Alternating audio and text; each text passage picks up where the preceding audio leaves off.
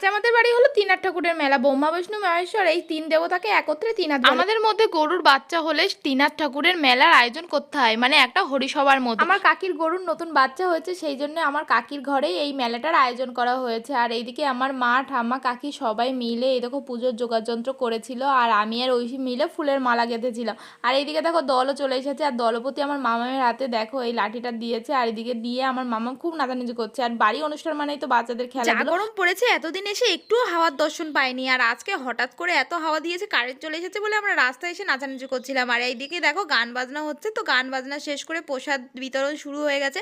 আর এই দেখো গরুর দুধের দই পেতেছে, আর এই যে টক দই, জিলাপি দেয়, ফল প্রসাদ দেয়, তারপরে মুড়ি, তারপরে গরুর দুধের পায়েস, তো এই সব কিছু আয়োজন করে দেখো।